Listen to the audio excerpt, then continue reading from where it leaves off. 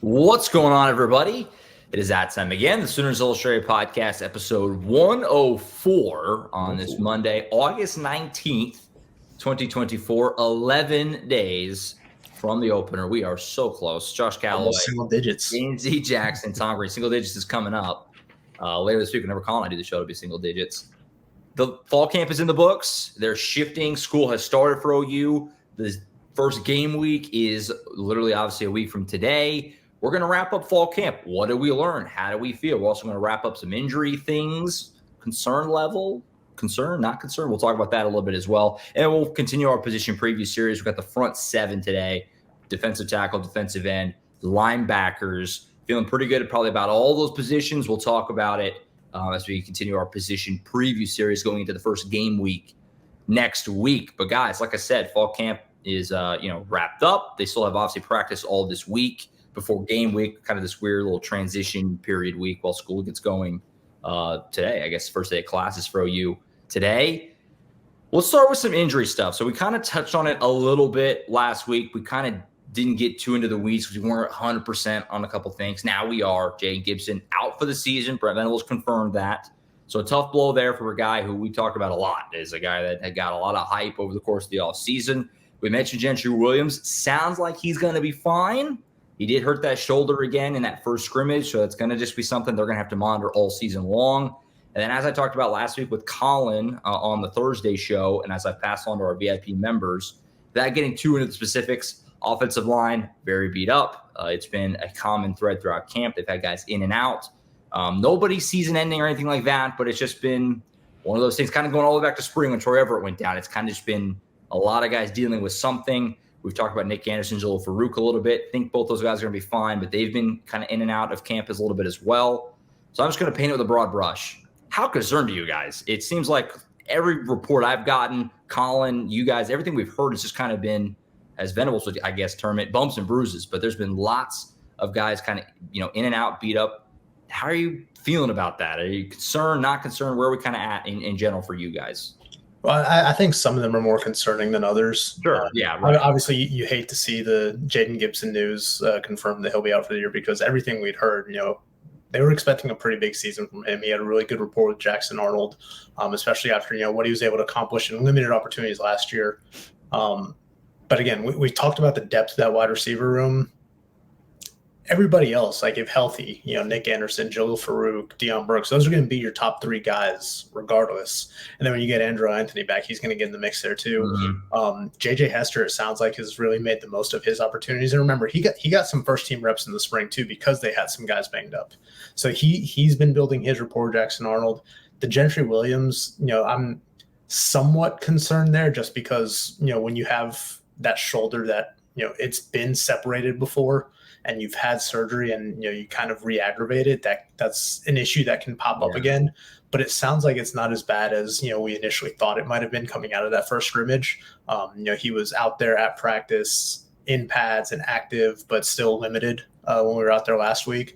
But I think the biggest concern is just how banged up this offensive line is right now, because you have these are all new pieces essentially, and while many of them have a lot of experience collectively, they don't have a lot of reps together as a unit. And that's got to be your big concern heading into the season. And look, we've all kind of thought that, they're going to tinker around with that offensive line the first couple of weeks before SEC play really ramps up and get things worked out. But still, you're missing some valuable reps and just opportunities to get that everybody, cohesive and gelling together. I think right now that is the biggest concern for this offense. I mean, that says it right there. That's what I was going to say. This offensive line not being able to get together and play on the field together. I mean, that's the biggest issue here because we've talked about it. That's all they needed to do was get reps together. I believe that, Gentry Williams can come back. I believe, the wide receiver room, they can find their way with dealing with the injuries that they have. But this offensive line, there's not enough time for that to happen. I don't think. That's the most concerning thing for me. Like they have to be together. And so hearing that news is devastating, I think, for OU fans, because you still really don't know how well this offensive line is going to be going into this season. I mean, that's the main thing here. So I can't stress it enough here. That's concerning.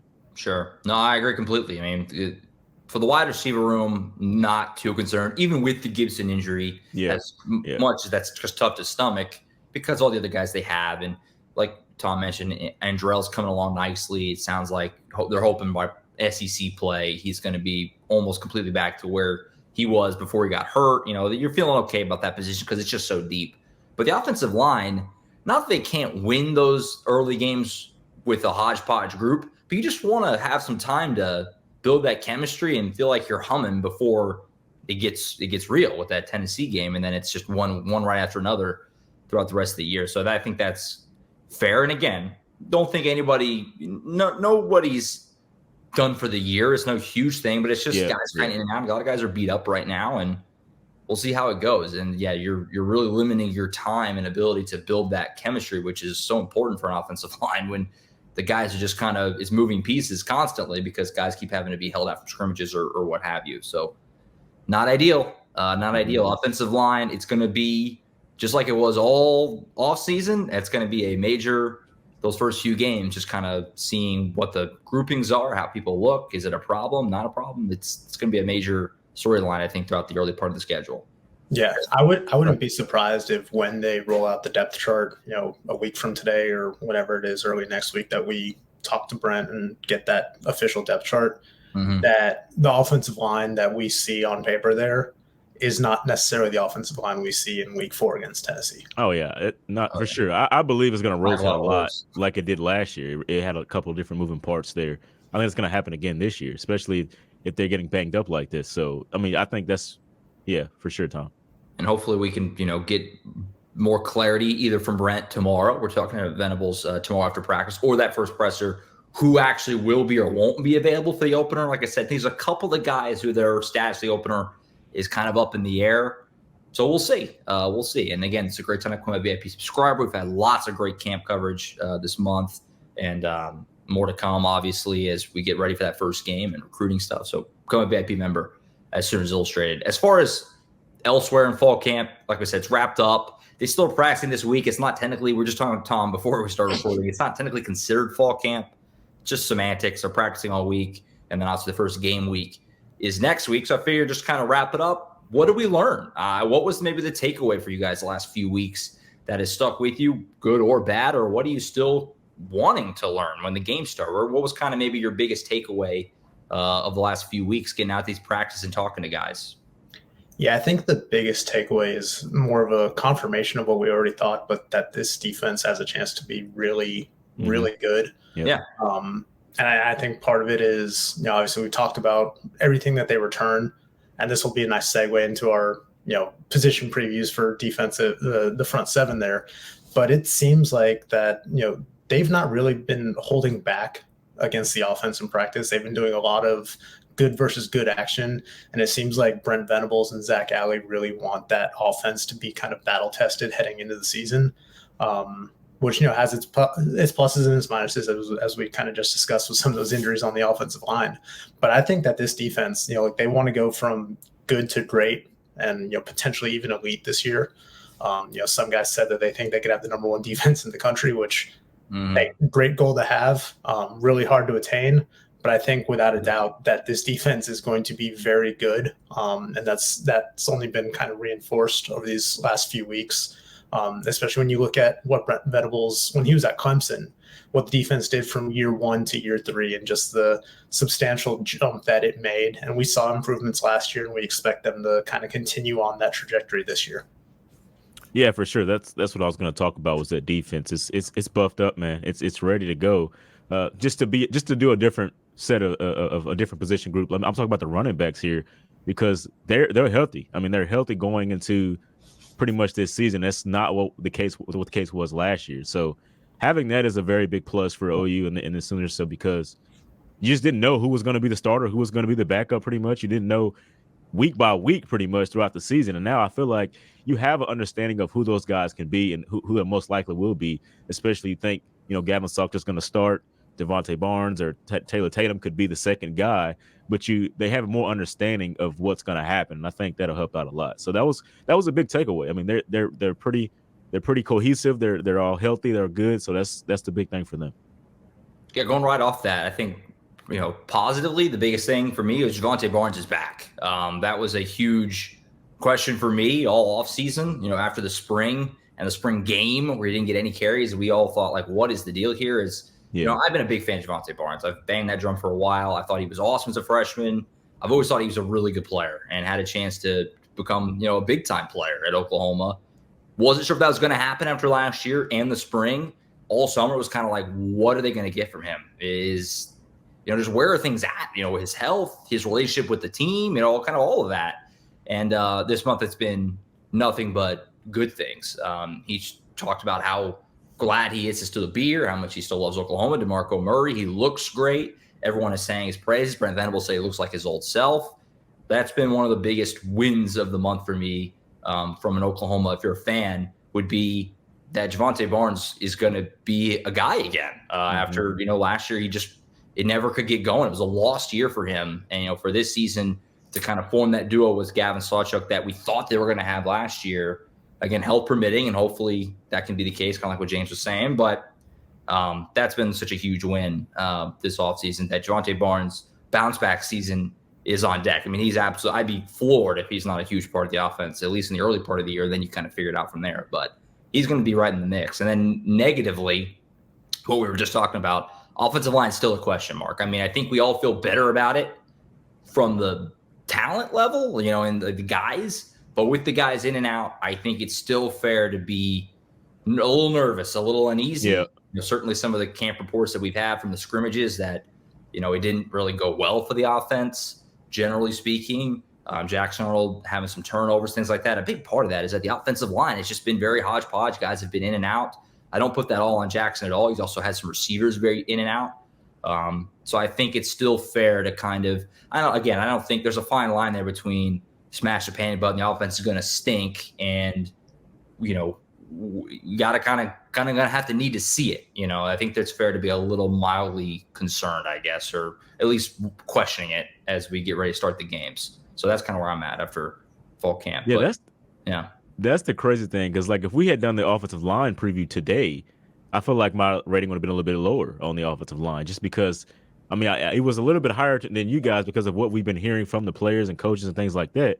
But now that to know that they've been banged up and moving in and out, different guys rotating, sure, it would have been a lower. And obviously, I think wide receivers would have been slightly lower, not completely bashed, but slightly lower than the 9.8 that I gave them. If I'd known Jaden Gibson, if I know that Jaden Gibson was going to be out, so it's weird how this all works out. But yeah, and who knows? I mean, it could end up not mattering. Yeah, They could easily, it could be great. They could stay healthy all year, but guys have been in and out. They've missed scrimmages. That's a fact, and it can't help but give you a little bit of pause. So we'll see how it all shakes out.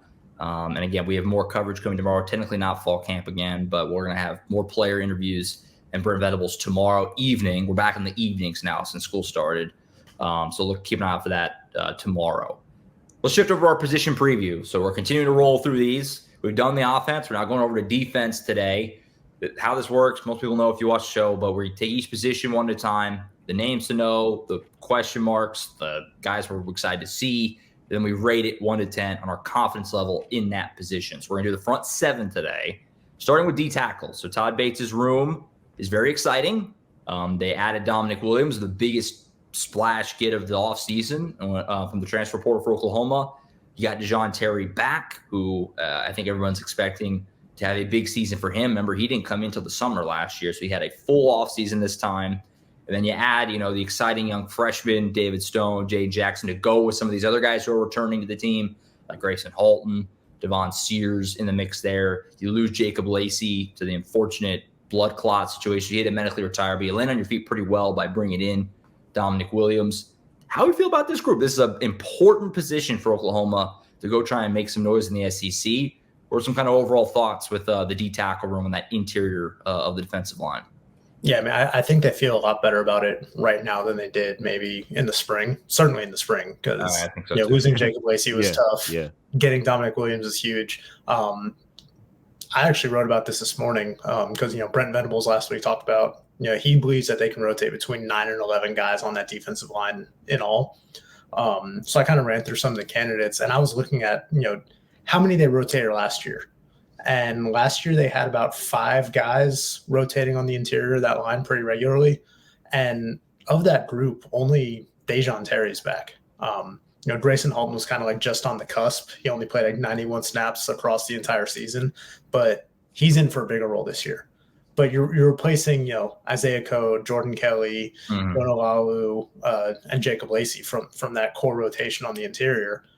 But I think that they did a good job between recruiting, the transfer portal, and just internal development, that they will probably be in better shape this year now. Like you said, I expect Dejon Terry to have a bigger season now that he's going to be in a starting role. Dominic Williams is going to slot in next to him as that projected starter, we think. Jaden Jackson, just everything we've heard about him has been great. And I think because of, maybe a little bit less depth at nose tackle, he's one of those freshmen that has a chance to like really right away, get in there and make an impact. There's going to be opportunity for reps for him. And then Devon Sears, who, a guy who played 13 total snaps, I think, in his first season after transferring from Texas State. We heard in the spring from Brent Venables that, after the spring game, he was their most improved defensive lineman throughout the spring. And he's a guy who, you don't hear a lot about him, but when you do, it's just like, yeah, he's inching closer to kind of being one of those guys that they can really rely on.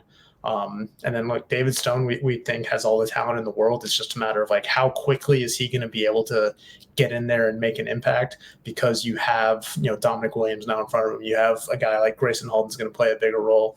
And then kind of on the fringe, you have like an Ashton Sanders who's been improving too. And then, Marcus Strong, someone that we've not heard as much about. I know he's been kind of off to the side with the guys that are like rehabbing when we've been out there in practice. Not sure like the extent of it, but from a depth perspective, I think they feel really good about the interior of that defense line. It's just a matter of, will they be able to get a consistent pass rush from the interior, which, is something that every team wants to have, but it's a lot harder to do, because that's probably one of the toughest things to do as an interior lineman, is to create pressure from the inside. Look, the thing last year that we talked about a lot with this defensive line is how they were dealing with handling pretty much max protection for a lot of the season. I feel like the guys you brought in are just a little bit even better than that defensive line is going to be. So I got really high hopes for this defensive line, because you talked about a Dominic Williams coming on to this group. I mean, David Stone, Jaden Jackson, those guys coming on to this group. It's like you got to feel really good about this defensive line because of what they already had to deal with last year. Like that shows the work that they can put in. So I feel really good about them. I think it's going to reflect in my rating here pretty much. Yeah, I think early reports through camp have been that inside has been really strong. And the inside of the offensive line for Oklahoma on the other side is kind of the strength of it too. And so that's been, when they talk about, it's the most cliche ever, but that, good on good, what is it, iron sharpens iron or whatever. Yeah. I think that's really at play there. I think those groups are really helping each other a lot, frankly, over the last few weeks. I agree with everything you guys said. It's a deep group. I love the additions. I think David Stone, Jay Jackson are both going to be great. Dominic Williams is a plug and play. You're hoping to be all SEC level a guy, right away. So we'll see how that shakes out. Let's go ahead and rate it. I think it's my turn to start. And then Tom, you can do defensive ends, and James will do linebacker. Aha. I got the good one. This is a hard one that's an easy one. This is a hard one to rate. But I think I'm going to go, maybe it's always tough when you're first. I think I'm going to go 8.3. Maybe that's way too high. Maybe that's way too low. We'll find out in a second. That's right. 8.3 for me. I really like the group. The Jacob Lacey thing just sucks from a human element, obviously, but just keeping it strictly to football, that's a veteran guy that you were thinking you were going to have. You add him to this room, it's like, oh, wow, you really feel good about it. You still feel good, but, it's a lot of new faces.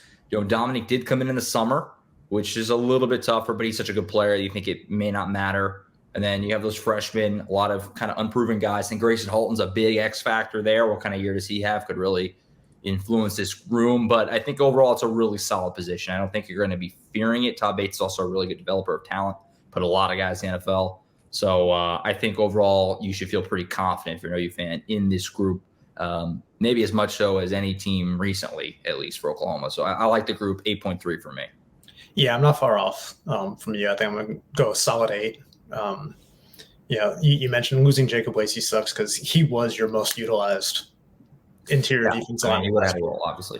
It's good that he's still around the team and he's still kind of a resource for some of these younger guys. Dominic Williams talked about how great it's been to have him around and kind of help walk him through some things because he has that experience in this defense.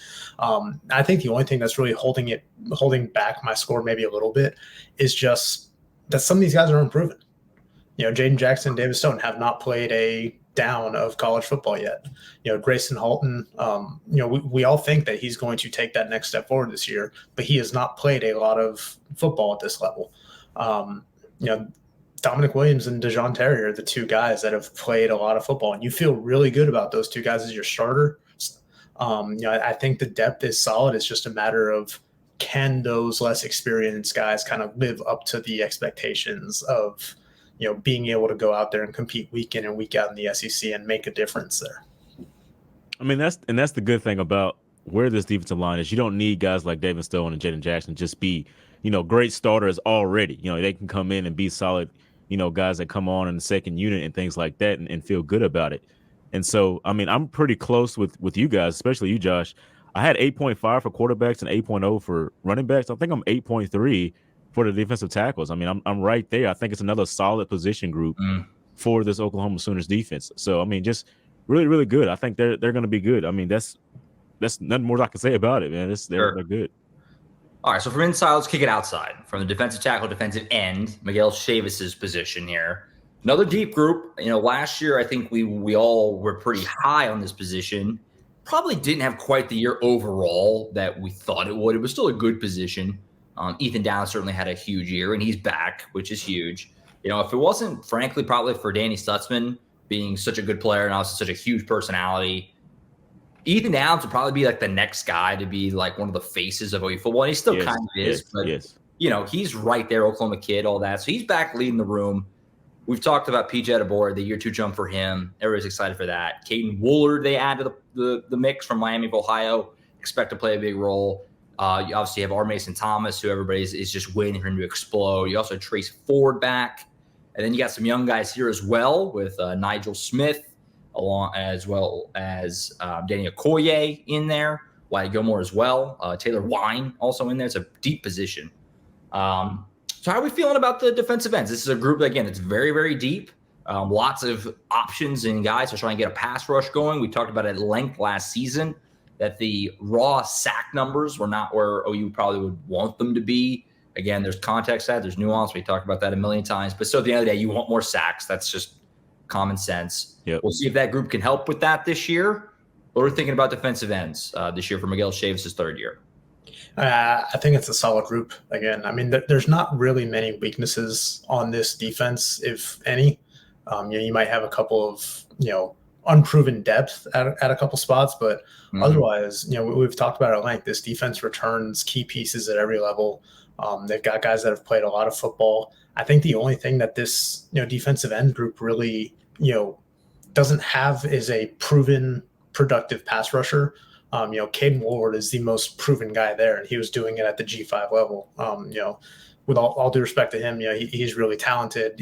I think he's going to play a big role for them. Sure. But, they don't have guys that have been super productive pass rushers, in the SEC, obviously, but just like at the Power 4 level in general.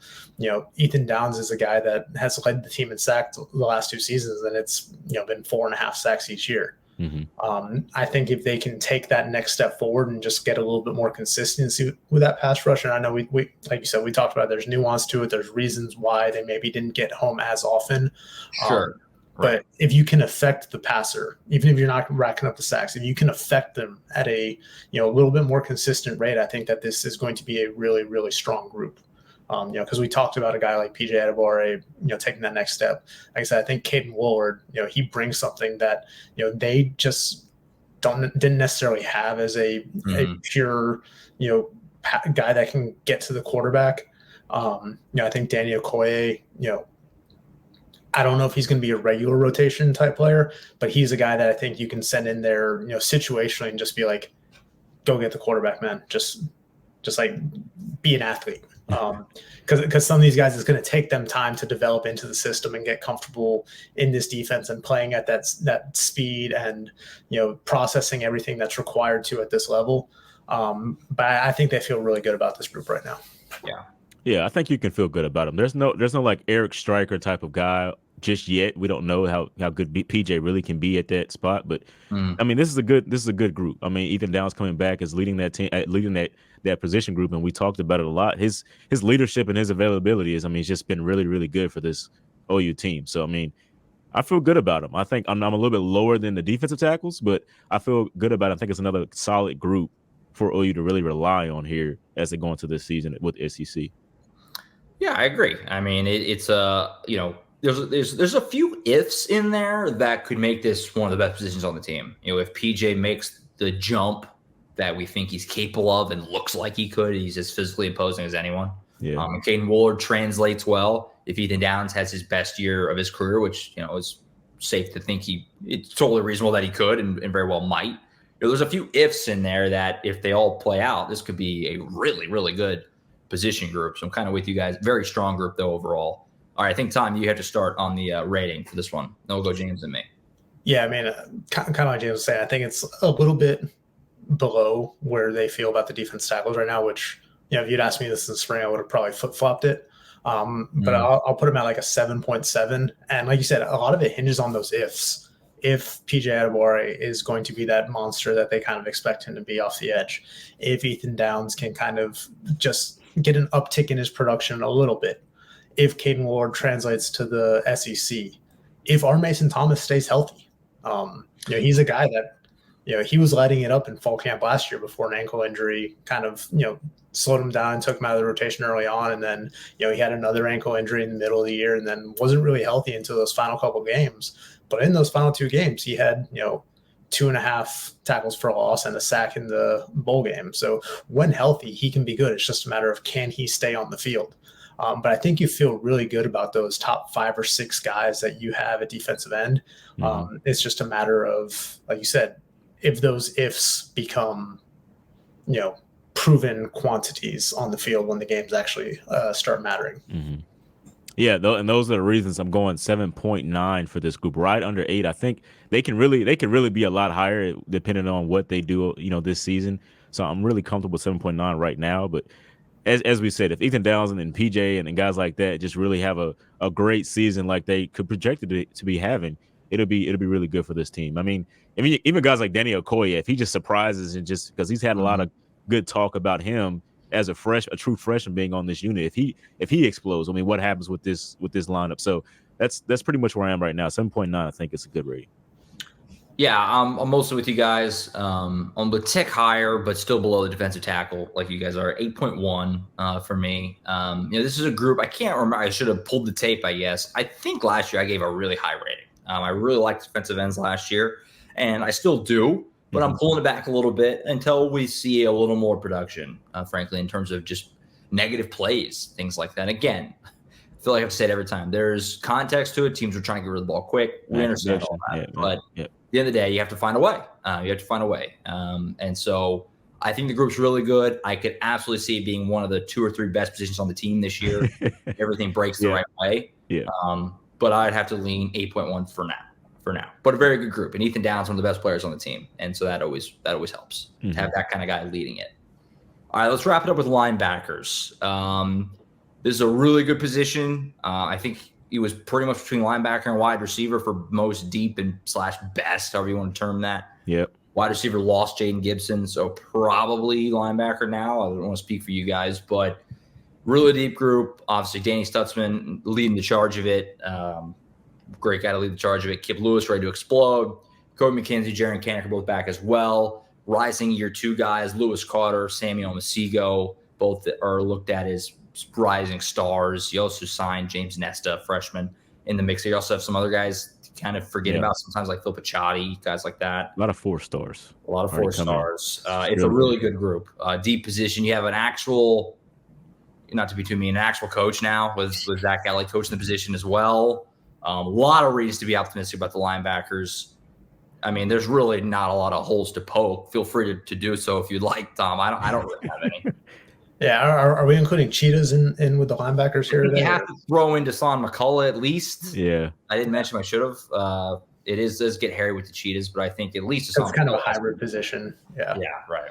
Yeah, I think it all depends on who you got there. Because like Who is it? Yeah. when Sammy Omosigio's in there, that's more of a linebacker. Right. Deshaun McCullough, Kendrick Boldy's in there, it's more of a corner, and then Deshaun's kind of that hybrid. But I mean, like you said, it's hard to poke holes in this unit right now.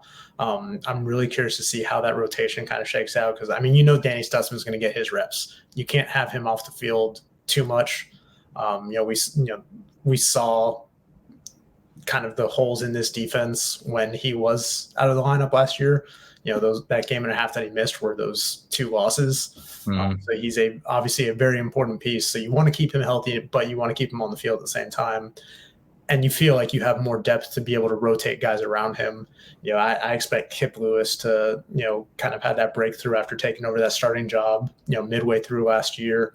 Lewis Carter's a guy who's just been super impressive. I mean, I don't think there's a better way to really say it.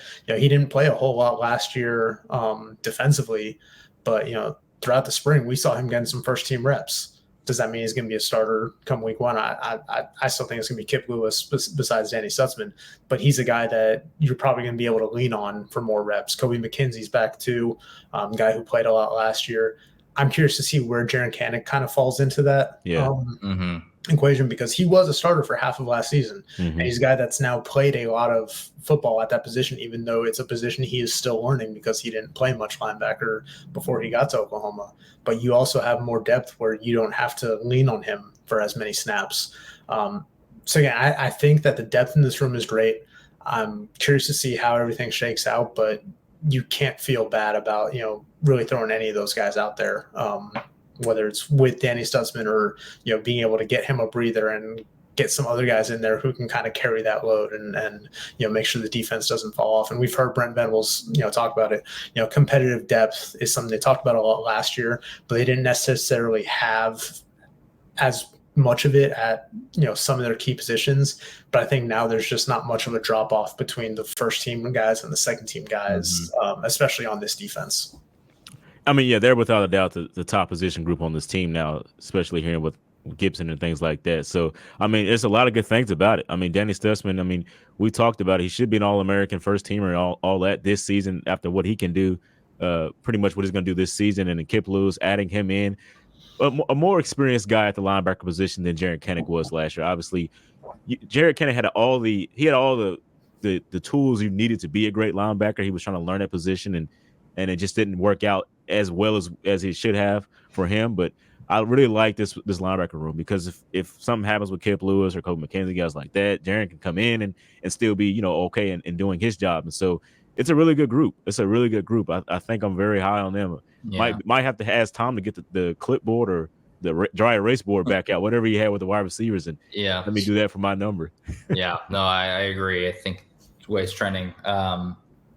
I'm glad Tom brought up Deshaun McCullough too, because I feel like I should have mentioned him. For whatever reason, I feel like he's been a little bit like people are forgetting how good he is. Deshaun McCullough is a monster, really good player, and he's probably going to be a lot of that cheetah, right? As soon as he can get healthy, he's been in and out. We don't really know his status for the beginning of the season is a little bit up in the air as well, I would say, but. He's a really good player. I just, happened to see the clip of the goal line stand against Texas the other day. And, that 4th and 1 play, Billy Bowman gets a lot of the credit, and deservedly so, but Deshaun McCullough was right in there with him, making that stop. Like, that's just he's a really good player. And so don't forget about him. I feel like he's been a little overlooked by some this camp because he's been in and out. He's a really good player. So linebacker room is awesome. All right, so James, you're going to start the rating, and then I'll go, and then Tom will bring us home. 10. That's it. Yeah, all right. I needed Tom to put the board up, but that's pretty much what it is. It's like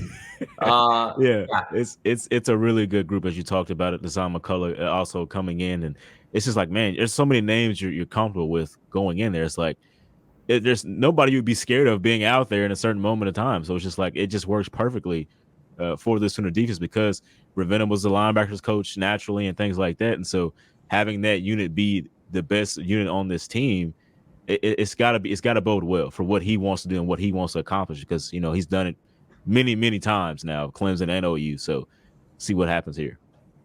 Yeah, I agree. 10 as well for me. Danny Stutzman is Oklahoma's best player, in my opinion. Yeah. Best all-around player.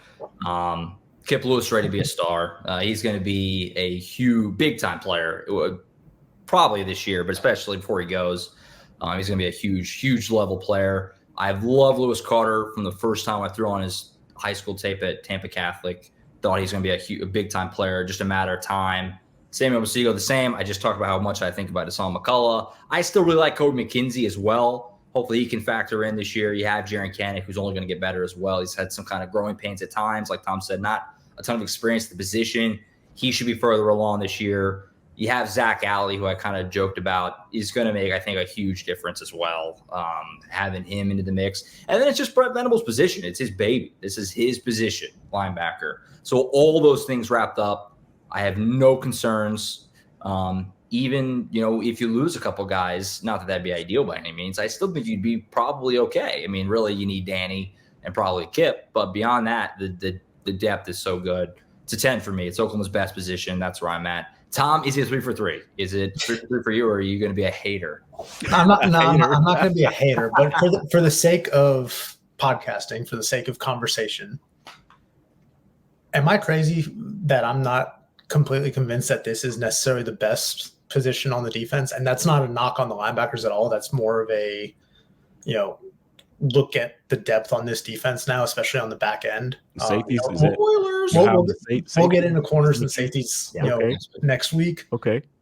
But I'm not completely convinced that this is the best position on this defense. I think it has the best player on the defense, no doubt. But I think that there might be a case to be made where you have a couple positions that might be right on par with it, or maybe just ahead of it. So I'm not going to give a 10 just for the sake of a conversation. Yeah, you can't say that. I'll give it a 9.8. All right. This linebacker group is very good. Borderline great. Danny Stutzman is up for pretty much every national award that you could imagine for a defender. He's a guy that's probably going to be in the Butkus conversation at the end of the year. Probably should have been in the conversation last year if he could have stayed healthy throughout the season. Mm-hmm. And like you said, I really think Kip Lewis is going to take that next step this year. I think Lewis Carter is going to get on the field and really surprise a lot of people. Just top to bottom, I feel really good about this linebacker position. But like I said, for the sake of conversation and for a little intrigue, I will not give it a 10 like you guys. I respect it. It makes next week is interesting now. And people, it's a little tease for next week a little bit. People need to tune in. Cornerback, safeties next week to wrap it up. But yeah, it's a great group. And since I kind of tease it, I also want to recommend again, if you've never seen Lewis Carter's huddle, if you have just 10 minutes to kill, go throw that on. It's some of the most enjoyable viewing you'll ever have. He just destroys people in high school. It's the best. It's the best. I watch it occasionally because it's the best. Position preview. We'll wrap up cornerback and safety next week. And then we'll do the season preview next week. We'll kind of lock in our predictions for how this season's going to go. Could be a lot of variance in that. So that's going to be interesting as well next week. So start thinking about it now. What do you think Oklahoma's record's going to be? All that good stuff. We'll talk about that next week. That'll be our final show for the three of us, regular podcast, before the first game. Pretty wild. It's that time. So looking forward to that.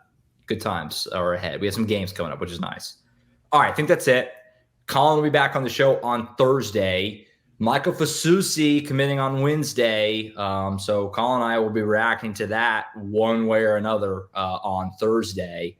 A lot to talk about there one way or another. We'll also wrap up some other recruiting stuff as high school football is getting started along Texas and Oklahoma as well. So we have some things to get into on Thursday. We'll be back next Monday to do the rest of our position preview and get ready for an actual game, which is pretty cool. So that's it for now. For Tom Green, James E. Jackson, I'm Josh Callaway. We'll see you guys next time right back here on the Sooners Illustrated podcast. See you.